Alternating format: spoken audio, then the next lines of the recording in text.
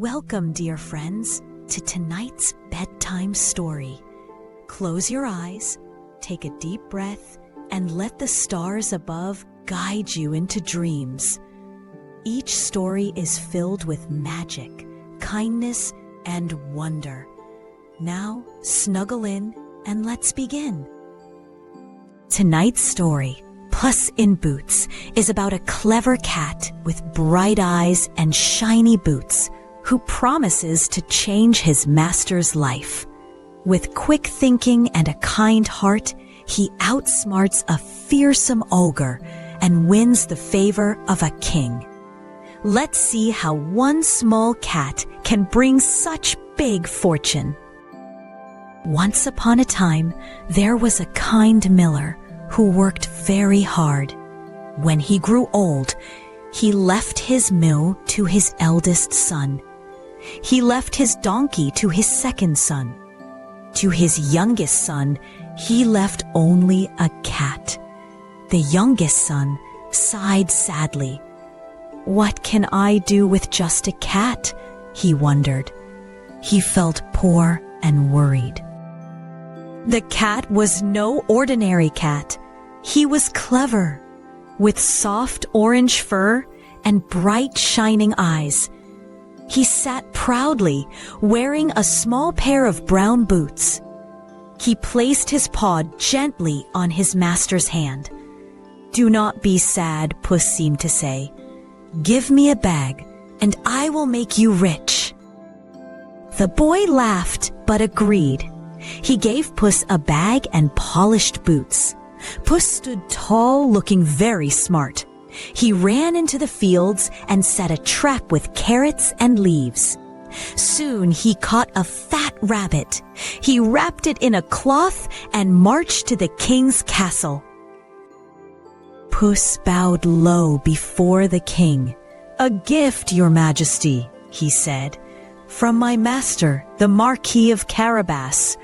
The king smiled, delighted by the rabbit. "This marquis must be noble indeed," he said.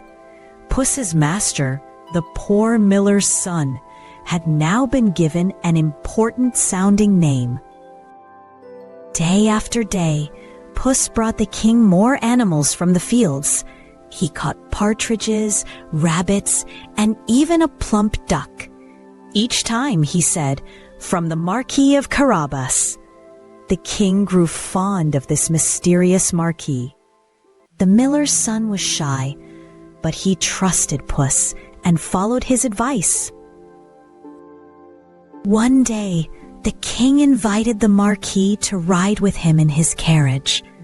The miller's son put on fine clothes that Puss had arranged. He sat nervously beside the princess. She was kind and gentle, and she smiled at him warmly. With Puss's guidance, the boy bowed politely and spoke with courage. But not far away, there was a terrible ogre. He was big, loud, and frightening. He lived in a tall castle with high stone walls. People feared him, for he could change his shape into any animal. He could roar like a lion or growl like a bear. The land trembled under his power. Puss thought hard. "If my master is to be safe, the ogre must go," he whispered to himself. He put on his boots, cleaned his whiskers, and walked boldly to the ogre's castle. He called loudly, "Great ogre! Come out and show me your power." The ogre laughed and stomped his feet. The ogre bellowed, "I can be anything I wish." With a roar, he turned into a mighty lion. His mane shook and his teeth shone sharp. Puss stood still, though his tail twitched. "Impressive," Puss said calmly. "But can you be something smaller? Perhaps a tiny mouse?" The ogre grinned proudly. The ogre loved to show off. With a puff of smoke, he became a little gray mouse. Quick as a flash, Puss pounced. He caught the mouse gently in his paws and held him high. "Now you are too small to scare anyone," Puss said firmly. The ogre squeaked and begged to be set free. Puss let the ogre go, but warned, "You must leave this land forever. Find a faraway place where you cannot harm anyone." The ogre agreed and fled, never to return. The tall castle was left empty. Puss smiled proudly, for he had won with courage and cleverness.